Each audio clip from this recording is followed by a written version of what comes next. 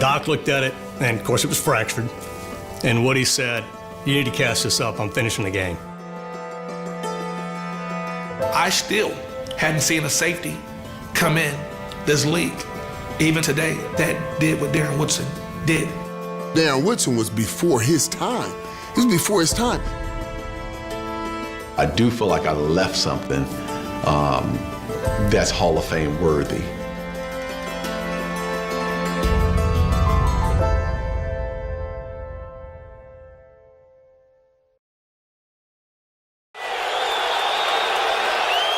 High formation, two receivers right. 2nd and 7 at the Dallas 30. Hutchinson, handoff, Smith at left guard, 35, 40-yard line. Right on the mark. That should do it. Move over, Sweetness. Make a place for Emmett. Do you remember the game Emmitt Smith broke Walter Payton's record? Yeah, I was there. Yeah. Seattle? Yeah. What if I told you that was actually the same game? Darren Woodson broke it in that game. Is that just the epitome of his career? It is something right there. Right, yeah. Yeah, and I didn't know that. I knew he had the record. But I didn't know it was in that same game. I had to be reminded of that today before I did this interview. I don't even remember him breaking the record. He's not the guy that's going to make you notice him. Hey, I'm over here. He's not going to do all of that.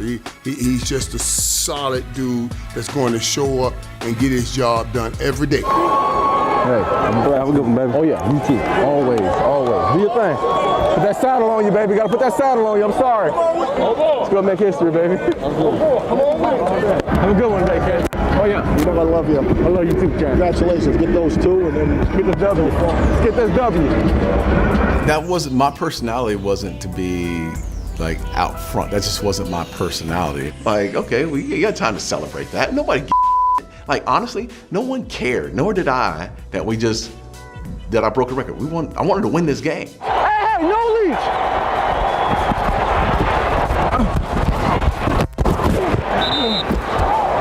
And that should be the club record-setting tackle for Darren Woodson. Right there. 28 seconds on the clock. Ball spotted left hash at the 10-yard line. This is a 20-yarder. Snap and hold. The kick's away. 20 yards. It's good. 17-14, Seattle over Dallas. So we lose the game, and Jerry's in there in the locker room. The Jones family's in there, and I know Emmett just broke the record, and they're talking about doing this staged event outside to honor Emmett and all this, and they want the players to stay around. And as much as I love my guy, we just lost the damn game. Love Emmett, celebrate all you want, taking my ass home. And I took some heat because I was the captain and they expected me to be on the stage and celebrating. I just couldn't smile, man. I'm sorry. I'd have been as fake as they possibly could because, ultimately the game was not about records. The game was about winning and losing, and we lost. So I went home. And whack from the left side, here comes Darren Woodson.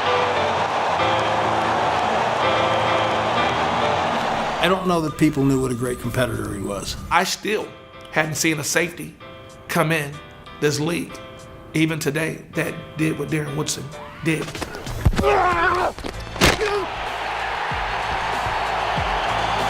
Darren Woodson was before his time. He was before his time. And he kind of rewrote the rules for what a hybrid safety linebacker could be. He has 3 Super Bowl rings. He has 5 Pro Bowls. I mean, he's in the Ring of Honor here with the Cowboys. I mean, his stats speak for themselves. Woody was a star player who wasn't high maintenance. It was all about whatever the team needs, I do. And to me, that's what set him apart. Throws it up for grabs, and it's intercepted by Darren Woodson. Woodson inside the 15, and Woodson goes all the way in for the score. The competitor, the fire. It's such an overused term, but in Woody's case, it's so true. He is passionate. You can't have a conversation with Darren Woodson about football or about business, or frankly about his family, without seeing that passion flow. And it's one of the things I love the most about it. I can call Darren Woodson and he responds. I mean, he's a businessman, he's an entrepreneur, but he got time for his teammates, he got time for his kids, he got time for his family. And to me, that's the ultimate guy. When I was a kid, I was a big-time dreamer. I was a project kid, man.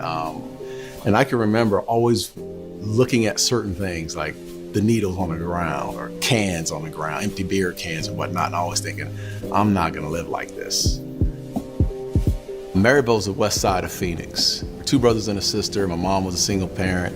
Moving out to Maryville was supposed to be moving up. We're like the Jeffersons, man, we're moving up. But it was still rough. Our neighborhood was good, but it had bad in it. It's just like choices. My mother was like my hero, definitely, hands down. She would work from her first job till from 8 or 7:30 until 4:30 or 5 o'clock, and that was at Maricopa County Superior Court, and she worked that job for 38 years. And then she'd go on to her second job, which changed a couple of times. But she'd get home about 10:30, 11 o'clock every night, and then she would sit in her chair and fall asleep. And I can't tell you how many times, man, I sat there.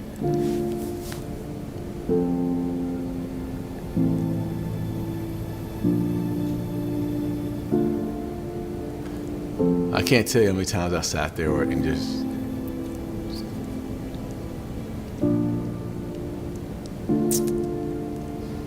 you know, she just sacrificed so much for us. The person I saw who put that sweat equity into her family was my mother. I knew what it felt like to work. I knew what it felt like to bust your ass and be totally committed to whatever it took. It stemmed from her, and it's the reason why I'm sitting here today. You know, he never took anything for granted. You know, his upbringing probably had something to do with that. I mean, he never took anything for granted. Football was just natural for me at an early age. 7, 8 years old, I was the best player. 9, 10 years, I'm the best player. So that's when it started to be more of I'm going to do something with my life, and it's going to be something associated with this sport of football. And this is what's going to be the catalyst to get me out of the financial situations that I'm in. And again, you know, as a kid, what's the first person you want to take care of? It's your mother. I thought Darren's skill set, even though he was a linebacker, he had a defensive back skill set. He could rush like a defensive lineman. He brought so much flexibility. USC was the one that was my dream school. As the recruiting process went along, my grades became a factor. And I didn't understand it until USC came in and said, hey, look, you know, you're a damn good player. We want you, but your grades suck. And he's like, man, my grades, man. I'm like, so what's going to happen? He's like, I don't know. I might have to be a walk-on. Arizona State stepped in. They were like, no. You're going to prop. We're going to sit you out a year, which was unheard of, man. I had, and this was a choice. They said, we want you to prop 48, sit out this first year. You can't come around the team. You can't come to the athletic department at all. Only thing you can do is go to school. So what we're going to need you to do is come to Arizona State University for a year, establish yourself as a student in good standing at the university, and from that point forward, I'll promise you 4 years of scholarship. But, and this is a big but, which makes him different than a Prop 48, you have to pay your way to school this first year. And that's what people never have understood in terms of what Darren did. All I could think about was, damn, you failed. Because I was a smarter kid than that. It was embarrassing. Felt like I was humiliated by the process. But it was a humbling process and one I would never take back. You know, as I recall, what Darren did is that eventually this year will be over and I'm gonna just try to grow as much as possible, pay attention. Darren worked part-time. I believe he had a job at a tire store. And he took care of his academics, took care of his work.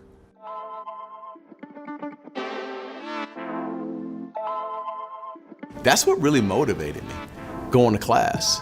I went to school every day thinking, oh, it's not gonna be a fine line, or you're just, I'm just gonna skate by. No, I'm gonna make sure that everybody knows I'm smart enough, one, and two, I'm playing next year. That's a fact. And Conway's pass is picked off at the 46-yard line by Darren Woodson.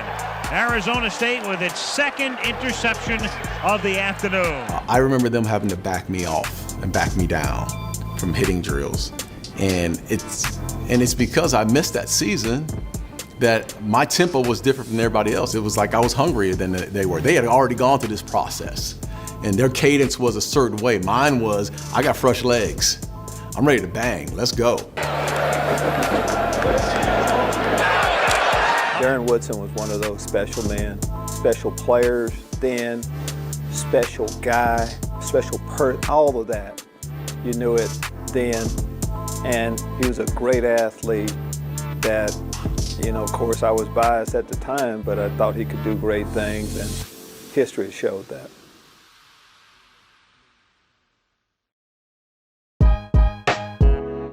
He came in when the team was on the cusp of being dynastic, 1992. Our director of college scouting was a man by the name of Dick Mansberger, and in 1992, on the day of the draft, he walked into the draft room and he had a chart set up, but he put up the measurables, or the comparables, between Darren Woodson and Deion Sanders. Deion was drafted in 1989, Darren Woodson was drafted in 1992. He said, this is a unique and special natural athlete that can do a lot of things in a football uniform.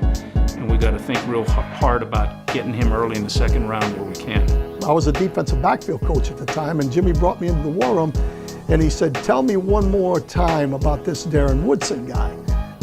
Well, you saw his movement. You said this guy was a linebacker in college, and he's moving better than safeties and half the corners we got. And you're like, man, this guy's gonna be special.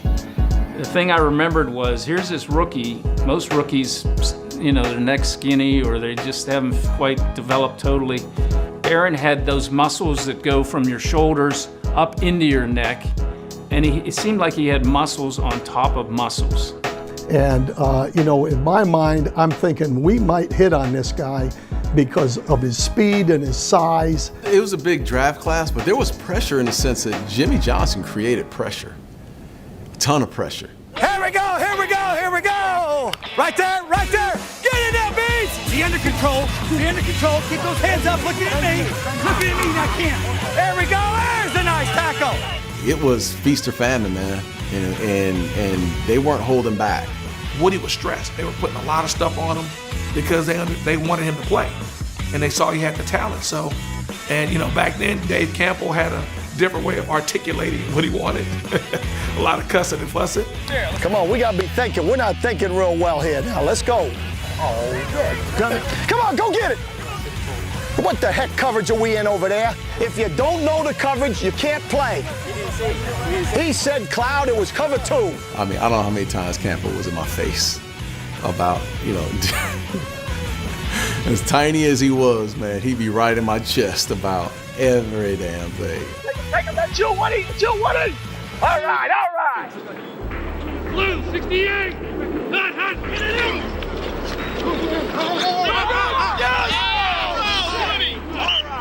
Darren, excellent position. That's it. I talked to him, I said, yo, young boy.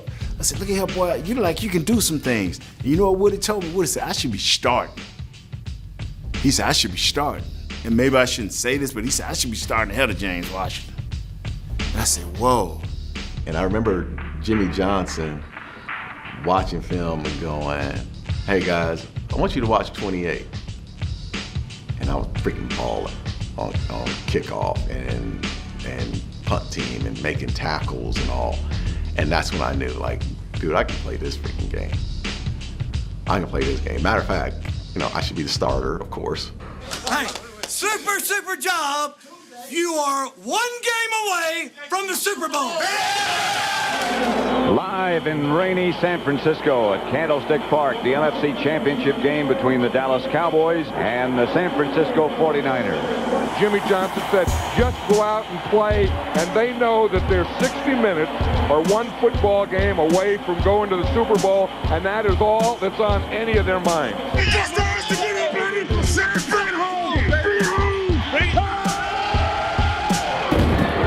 Young to throw it. Quarterback draw. This was planned. Young down just outside the 35 by Darren Woodson. That was a heck of a play by number 28, Darren Woodson. Young stepped up. John Taylor. And John Taylor is tough to get down. Finally is by Darren Woodson. They were just talking about Darren Woodson, number 28. He's one of the guys that makes this nickel defense so good because he's kind of a half linebacker, half safety, and he's an excellent tackler. All those guys that are out there now for the Cowboys are good tacklers.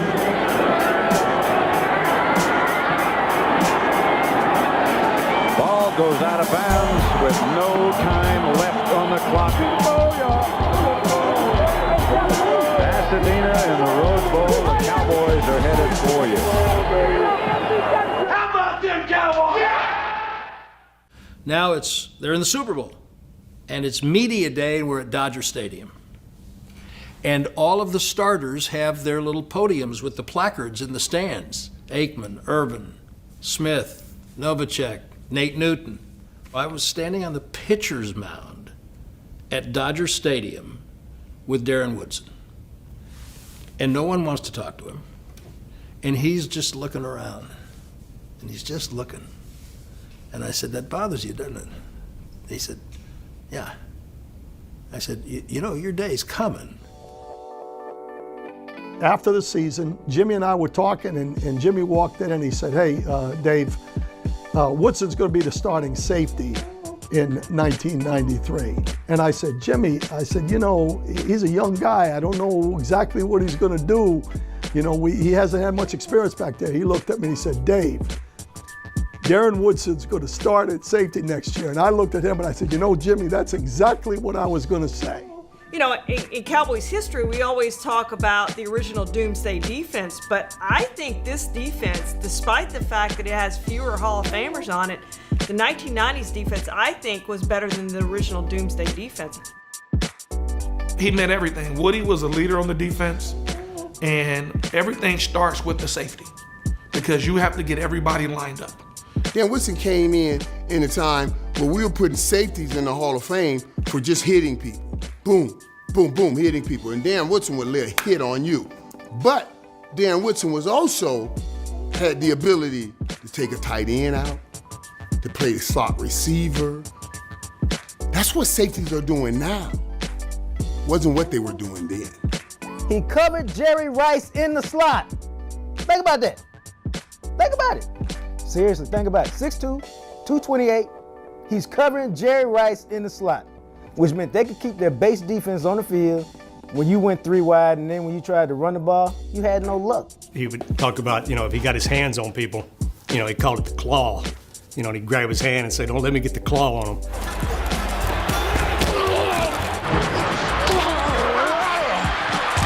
And he's right. I mean, that's why he could play the slot guy, because the guy couldn't do anything, because he was so strong and he could move like a corner, like a safety, but he was big enough to be a linebacker, obviously. I knew that I was one of maybe a couple of players in the entire league that had the skill set that I had. I could tackle, I could cover, I can run down on special teams. I can do a number of different things to help this team win, and I felt confident about that. Darren, you just keep them positive. No matter what happens, you keep them positive. But more than that, it was, you know, his heart was what made him different than anybody else.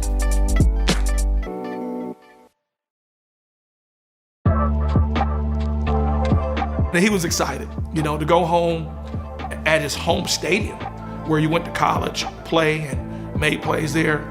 It was huge for him. A local kid in Phoenix, and here he is having the opportunity to return home to play in the biggest game of his career. Even though he'd won 2 Super Bowls, Who doesn't want to come home and play in a Super Bowl? Because, you know, he's from Arizona, so he had like a daily thing that they would talk to Darren about, and it was like, what do you miss? I wish my friend Keith was here. Every Tuesday I get a call, collect call from, you know, Florence Correctional Center, Keith Tucker on it. And then the name, he would say, Keith Tucker. And then, boom, I'd accept. Every Tuesday, clockwork. Every Tuesday, that was their off day. So, you know, Monday, they got to come watch film. I know the whole, like, I'm a part of the Cowboys because I knew his schedule. Both project kids come up together. His family moved out to Maryville years before mine did. Best friend, like through and through. If you saw Keith, you saw me, and vice versa. Before we went to high school, drugs started coming into our neighborhoods. He got introduced to the drug game, and I would probably say maybe our freshman year in high school, he started to tinker a little bit with making fast money. Darren stayed on that football. That was his main thing, and that's what I made sure, not as a parent, as nothing like that, but when I was doing wrong, he could not come around me at all. I can tell you there's a couple of times I showed up at a party with a couple of my other buddies that Keith was at, and he told me to leave, which was the right thing for me to do. One almost got in trouble because I didn't leave soon enough. I'm like, homie, it's time for you to go because something's about to go down. And sure enough, he wasn't gone 5 minutes later, something went down. I had to go visit my Uncle Sammy in prison in Florence a number of times with my mom. And we would go visit him, and they would close that door, that iron door behind us, and it was the nastiest sound you could ever imagine. And I always thought, I will never, ever experience that. That's not gonna be a part of my life. I wasn't on the right path. Great parents, my mother and father worked hard all their lives, but I chose to do wrong. I didn't have to. I chose, and I made a lot of bad choices at that time, and I paid for them. He gets caught and he never watches me play a live game. Watch me on TV, play for his Dallas Cowboys.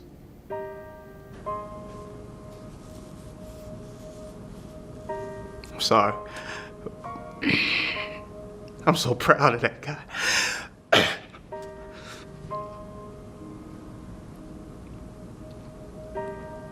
Because he never gave up on me. And people wanted him to give up on me because I was the bad guy. It's crazy, we just feel like we never missed a beat. And then in the off season, I'd always go visit him.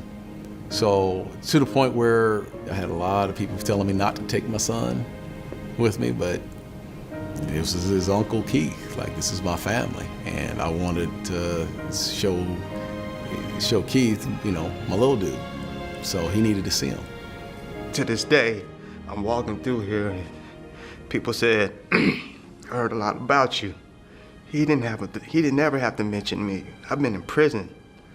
I went to prison for 23 years, you know, so he didn't have to walk around with my picture in his wallet, my picture in his locker. He didn't have to come to the prison to see me. But he did. And that means the world to me. He has absolutely turned his life around in a way that once he got out, before he even got out, he and I talked, and he said, I'm getting out and I'm never coming back. This is on all year long. Today, this is what we played for all year long. Today's the day we peak. In those championship years in 92, 93, 95, we're calling each other at night talking about plays that we're watching from home after the team ran us out at 8 o'clock at night. Like, that's, you think about, you live, breathe, eat football. So that 2000 season, bad Cowboys team getting blown out in Baltimore, why go back in the game with a broken arm? Why not do it? Didn't know it was broke, just felt like it was like a stinger or something, and lost the little feeling in my hand. Well, it's been 9 years since the Cowboys have been shut out, and we've still got 11 minutes left in the second quarter, but I'm telling you what, this is not looking good. It's 10-0 Baltimore. Second down at the 50, and they draw it to Lewis, who steps around Joe Bowden and blasts into the secondary. Down to the Dallas 38.5. Brad, Darren Woodson missed a tackle, and now Woodson's down on the field being attended to by the Cowboys trainers. Baltimore Stadium had just been built, I think, that year. We go back to X-ray, and the guy can't get the X-ray unit to work. Brand new place. Britt was a little animated and upset that the X-ray machine was down. The guy goes, well, you know, there's a hospital. The hospital's not too far away. I said, how far? He said, 2 minutes. I said, get me the ambulance right now. I can remember the emergency room doors opening, and it was just tile, like slippery, as you can imagine, the emergency room of a hospital. And I'm walking in there with cleats. I'm slipping and sliding all over the place. Britt's holding me up in this process. He's yelling at the nurses because they need to find an X-ray room. I looked at the ER doctor and I said, listen, I don't have any paperwork, I don't have anything. I need an X-ray this form. I need you to hand me the X-ray, and I'm walking him out of here and going back to the stadium, and you can just send us the bill.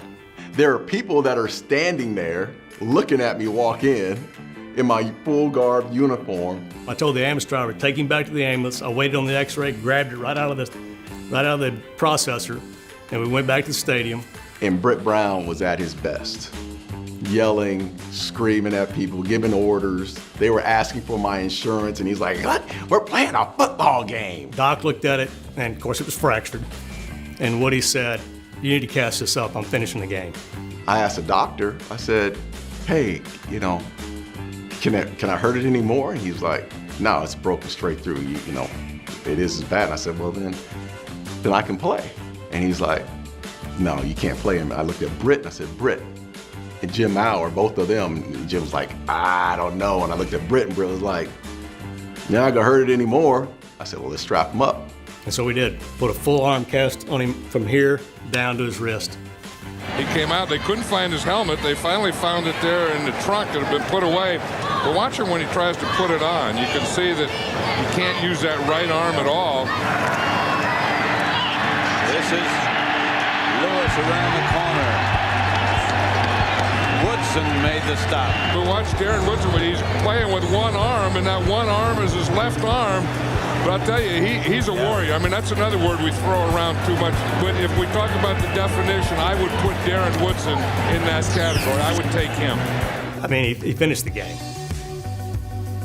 which, you know, I mean, I don't know what else you could say about somebody. I mean, he goes out and does that. I guess I didn't look at it as it was anything abnormal. That was normal. And again, like I saw so many guys. I've seen Troy Aikman before a game. Couldn't walk. Could not walk because of his back. And he found a way to get a shot, stretch out, and bam, you walk out there and Troy's playing. He really didn't become a team spokesperson or somebody who was kind of the voice of the team until later on in his career, after some of those major pieces of the dynasty started to slip away or retire or move on to other teams. And that's when his leadership role kind of blossomed both on the field and with the media. It's my job because I knew how Ken Norton led. I knew how Tony Tolbert led. I knew how the James Washingtons and how he prepared. I knew what it felt like to be a championship. I knew who Daryl Johnson was and how much time he put into the game. So that's where I came from. So all these young guys that were coming in those years, in the 2000s and the 2001s, they couldn't understand, they couldn't relate. So I had to show them what it was to be a champion. Woody was, I mean, I was like my big bro, you know, being a 20-year-old, you know, wet behind the ears coming from OU, and to be able to be mentored and embraced lovingly by a 5-time Pro Bowler, 3-time Super Bowl champion. I mean, that means a lot to a younger player. Darren only cared about one thing, it was winning. And, even if he was going to take his spot, which he would not have done, that was the way he approached the game and how important it was to win games. He was someone who, he relished that big brother role. Not to mention, I think he also understood that if he could get all the young guys to kind of buy into some of the things that the coaches were saying, then it helps everybody. Everybody could be successful. We could try to make it to a Super Bowl. Well, that's tough to say this. Do I dare say former Cowboy? No. No, I'm not going with foreign. Okay, retired Cowboy, Darren Woodson. You don't feel like a former Cowboy yet, do you? No, I don't. I'll be here tomorrow morning still doing my rehab, so, I'll still be a part of this. And if I miss my rehab tomorrow, they'll probably still find me, so. Yeah, it's really kind of difficult to actually talk about it, to be honest with you. Going into that season's 04 season, I had L4, L5 back surgery, and it was my second L4, L5 vasectomy. And at this time around, the nerve had really taken a hit, and I ended up having the surgery. I had drop foot, had a lot of pain in my leg, lost a ton of weight. I remember he got hurt and he was laying in the bed, and his wife at the time had to take him the phone. He was laying in the bed. I'm like, what's up, man? He said, man, they got me. What you mean they got you? He said, I'm hurt, man. I'm like, okay, that happens. I'm not supposed to be hurt. That's what he said. He said, I'm not supposed to be hurt. I begged Parcells on the phone to allow me to just be there at camp. Just hang around. And he's like, no, I can't do it. So I called Parcells, and I said, hey, look, this is my second time calling you. Either you're gonna fly me out there, or I'm gonna fly myself out there. And he's like, all right, we'll get you a ticket tomorrow. You just show your ass up. That's what he said. I just needed to be there, just to be around the game, just to smell the field. That was just a part of it, man, for me. I just could not be home while training camp was going on. This time around, the nerve damage, I was getting healthier, but the nerve wouldn't regenerate.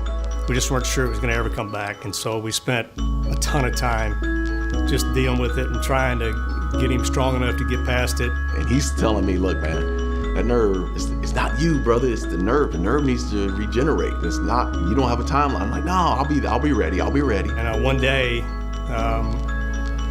I just told him, I said, I can't put you back out there and have you get used and have you get exposed. And after your career, you've played all these years and you've given it everything you had. And I just, with him, the thing was that there was never a day that he wasn't given every ounce of everything. Practice, games, in his relationship with everybody else. I just couldn't get there. I couldn't will myself. Through all the injuries, all the 10 other injuries that I've had in my career, I could will myself to get there. This one was outside me.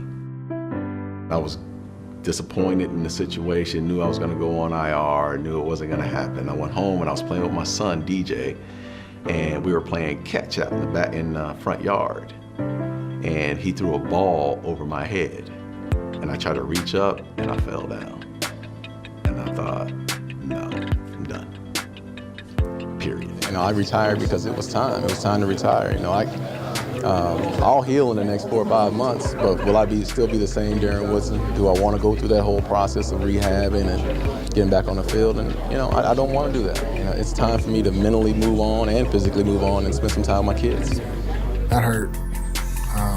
And I love my other teammates, but when you have such an iconic player as Darren, you don't ever want, I was clingy. I was that clingy person. I always wanted to be around him, and then once that cord gets cut, it's kind of like taken aback, and now you have to try to step in and be that iconic figure that no one can fill his shoes.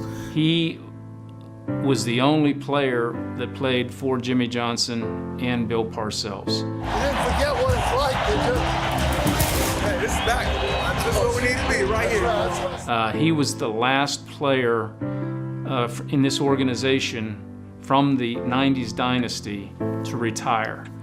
And when he did so, he was the all-time leading tackler in Dallas Cowboys history.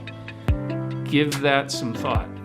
Well, he's the last guy, which I didn't realize that had been a part of all three. So, you know, the bridge has definitely now been broken, and that's why you saw the people who were here today, because you know, he's the last part of that legacy.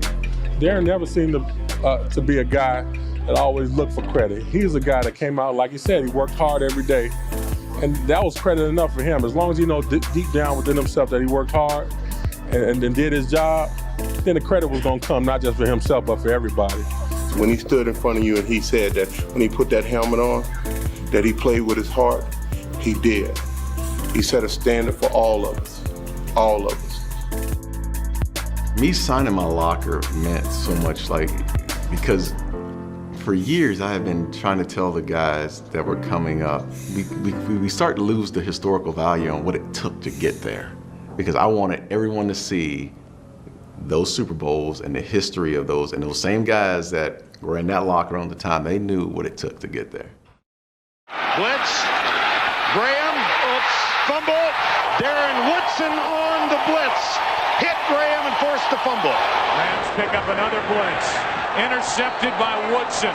22nd career interception. I felt like I was a Hall of Fame player when my career was over with. I felt like I had done enough. But it didn't bother me as much as I've aged and gotten older. It chaps my ass. It really does, because I felt like I played with guys that are Hall of Famers, and I played at the same level, if not even better. I do think one thing that's forgotten about those teams, everybody talks about the triplets, right? And they were great, there's no doubt about that. They're all three in the Hall of Fame for a reason: Troy Aikman, Emmitt Smith, and Michael Irvin. But people forget how good that defense was. I think the defense was actually better than the offense. When you look at their rankings, they certainly were. You know, the two arguably most recognizable is probably Charles and Dion, but I would say Darren Woodson undoubtedly had equal of an impact, if not more. I just feel so bad that we hyped the offense so much till we had a top 5 defense during his era several times. I think one time we was ranked number 1, and Darren Woodson was in the thick of this thing, calling and setting our defensive backfield. He would tell guys, watch this route combination. Watch. He was so intelligent, man. And now we putting lesser guys in the Hall of Fame over Woody. Wow, that's a tragedy.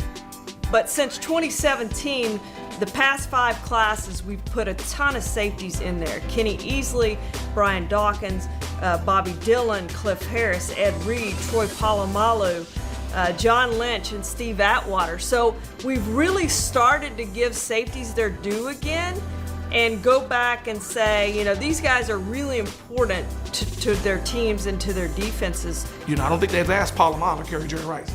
I don't think they asked Ed Reed to cover Randy Moss. I don't think they've done that. But we asked Woody to do it, and he got it done.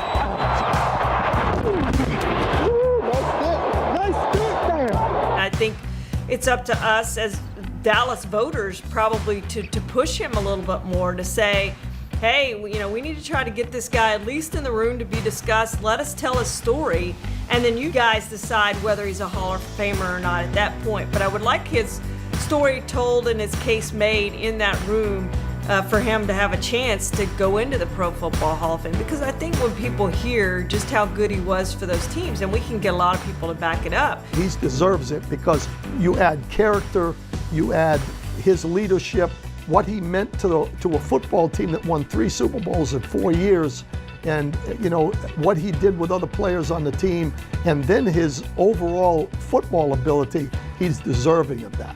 You know, I think more so now than ever, because the game has changed so much, where we're asking the safeties to do so much. And now when we start looking back over safety responsibilities, our eyes should come to the work that Darren Woodson has done, because he was before his time. So when you're measuring these guys right now, the Buda Bakers, all these guys that can play the game right now, when you look back, you say, man, Darren Woodson was doing this back then. Mike said to me, first of all, you are a Hall of Famer. Second of all, stop being passive, because that's not you. And I thought, there's some truth in that. There's no gimmies in life, trust me on that. There are no gimmies, and there's nothing that I feel like I deserve, but I do feel like I left something that's Hall of Fame worthy.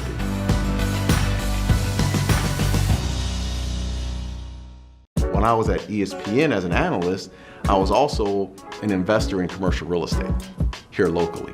And I got to give a lot of credit to Roger Staubach for being a person, for being a mentor, not just to me, but to so many other guys that came to that locker room as far as giving us an understanding of life after football. I needed a new challenge. Commercial real estate, was that for me. So I joined as a partner with a firm called ESRP. And we do commercial real estate. So we help clients find office space, industrial space, contact centers. Imagine us being a realtor helping you find a home. But instead of a home realtor, we are for office and industrial space. He channeled his competitive nature on the football field to his competitive nature in business, and that's why he's thriving now. So I started the podcast along with Tyler Klutch, who's a former player, a guy named Ben Gibbs.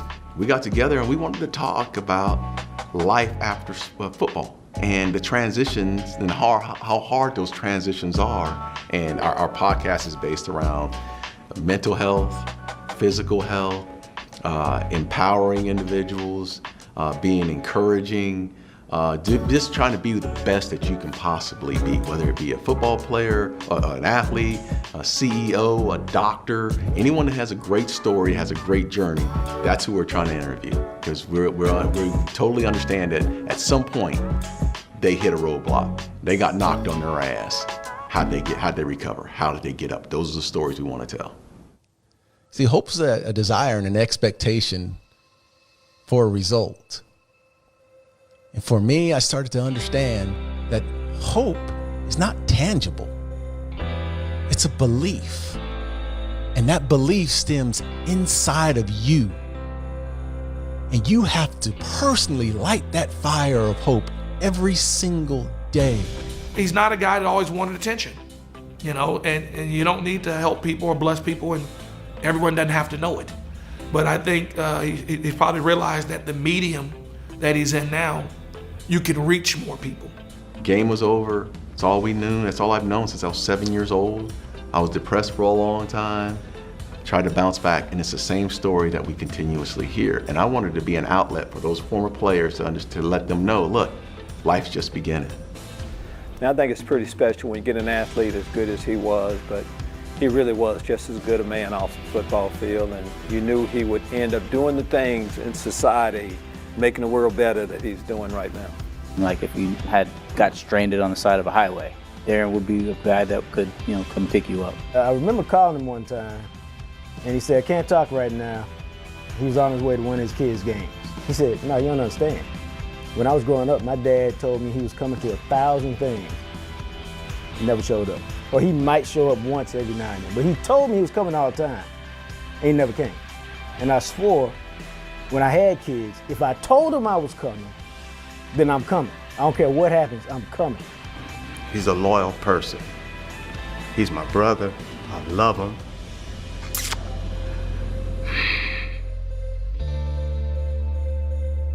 If you want to model your kids after someone, that's who you model them after.